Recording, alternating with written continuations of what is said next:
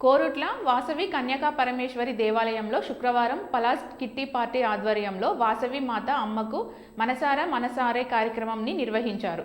ముందుగా కిట్టిపాటి సభ్యులు అమ్మవారి ఉత్సవ విగ్రహానికి అభిషేకం, అర్చన, వాసవి మాత పారాయణం చేశారు. అనంతరం అమ్మకు సారెను కానుకగా సమర్పించారు. అలాగే ముందస్తు హోలీ వేడుకలను సభ్యులు అంగరంగ వైభవంగా ఒకరిపై ఒకరు కుంకుమ జల్లుకున్నారు. ఈ కార్యక్రమంలో కిట్టిపాటి సభ్యులు ఉప్పలపు నీరజ, అల్లాడి శోభ, చందన తదితరులు పాల్గొన్నారు.